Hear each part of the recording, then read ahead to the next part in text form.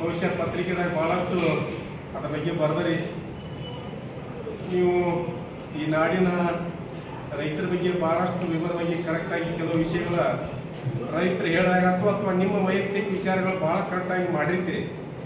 ಆದರೆ ಸರ್ಕಾರಗಳಿಗೆ ಈ ಕಾರ್ಖಾನೆ ಮಾಲಕರುಗಳಿಗೆ ಅದೇನು ಮನುಷ್ಯತ್ವ ಉಳಿದತ್ತೋ ಏನು ಉಳಿದಿಲ್ಲ ಅನ್ನೋದು ಅರ್ಥ ಆಗುತ್ತೆ ನಮಗೆ. 14 ಬಿಲ್ ಕೊಡ್ಬೇಕಂತ ಕಬ್ಬಿನ ಬಿಲ್ ಕೊಡ್ಬೇಕಂತ ರೂಲ್ಸ್ ಇದ್ರು ಕೂಡ 4-5 ತಿಂಗಳವರು ಇನ್ನೂ ಕಬ್ಬಿನ ಬಿಲ್ ಕೊಡುವರು.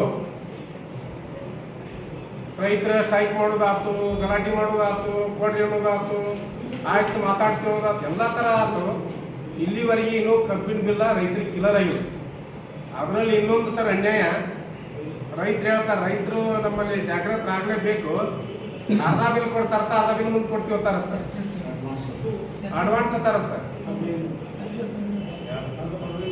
ಪ್ರಭುಲಿಂಗ ಸಕ್ಕರೆ ಕಾರ್ಯಕ್ರಮಗಳು ಈಗ ಅರ್ಧ ವೈರಿ 3,000ದಾಗ ಮುಂದೆ ಕೊಡ್ತೀವಿ ಅಂತಾರತ್ತ 1500 ಅಂದ್ರೆ ರೈತನ ಬದುಕನ್ನು ಹೆಂಗಾಗೈತೆ ಅನ್ನೋ ಬಗ್ಗೆ ಯಾರು ಹೇಳೋದನ್ನು ತಿಳಿಯೋದಾಗೈತೆ ನಮಗೆ. ಆದ್ರೆ ಸರ್ಕಾರಗಳು ಕಾರ್ಖಾನೆಗಳೇ 4-5 ತಿಂಗಳಾದ್ರು ಬಿಲ್ ಕೊಡಬಾರ್ದು.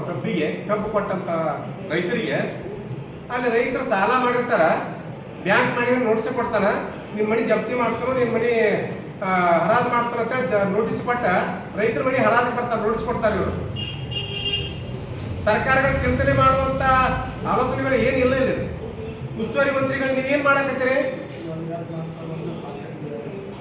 ನೀವು ರೈತರ ಜೊತೆ ಹೊಂದಾಣಿಕೆ ಅಂತ ಏನು ಮಾತಾಡ್ತಿಲ್ಲ, ರೈತರ ಪರ ಆಗಲಿ ರೈತರ ಪರ ಆಗತ್ತಿಲ್ಲ, ಏನ್ ಮಾಡಿರಿ ಅದನ್ನ ಒಂದಿಷ್ಟು ಹೇಳಿರಿ ಹೇಳ್ರಿ.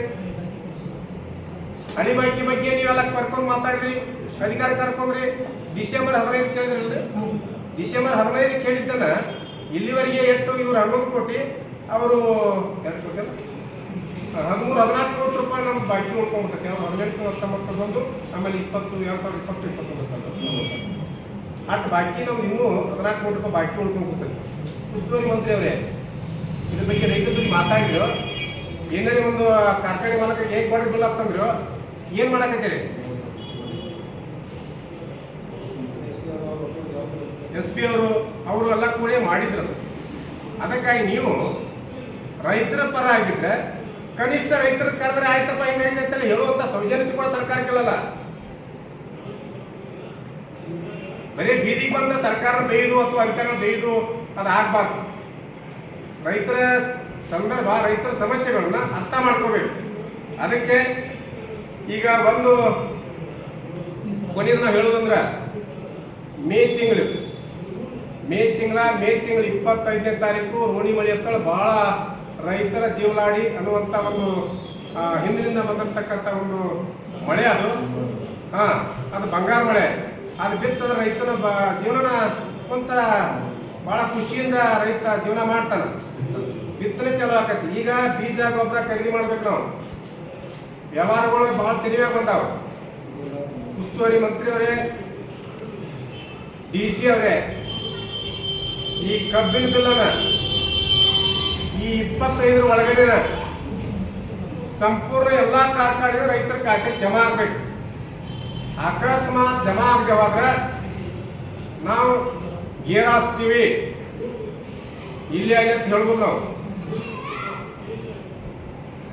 ಅದನ್ನ ಮಾಡ್ಕೋಬೇಡಿ. ಸರ್ಕಾರದ ಅಧಿಕಾರಿಗಳಾಗಿರ್ಬೋದು ಅಥವಾ ಸರ್ಕಾರ ಆಗಿರ್ಬೋದು, ನಾವು ಗೇರಾಸ್ತಾವ್ರೆ ಮುಂದೆ ಅದೇನು ಜೇಲ್ದವರು ಕಾರ್ಯಕ್ರಮ ಆಗುತ್ತೆ ಏನಾಗತ್ತೆ ಆಗಲಿಲ್ಲ. 15 ಬಿಲ್ ಕೊಡ್ಬೇಕಾದ್ರೆ 6 ತಿಂಗಳಾದ್ರೂ ನಿಮ್ಗೆ ಎತ್ತರ ಇಲ್ಲ ಅಂದ್ರೆ ಏನಾಗೋದು?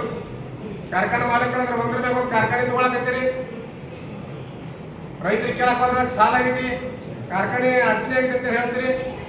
ಹಿಂಗಾಗಿ ಸರ್ಕಾರ DC ಅವರು ಬಹಳ ಸೀರಿಯಸ್ ಆಗಿ ರೈತರ ಬಾಕಿ ಕೊಡಿಸಲೇಬೇಕಂತೇಳಿ ರೈತರ ಒತ್ತಾಯ. ಮೇ 25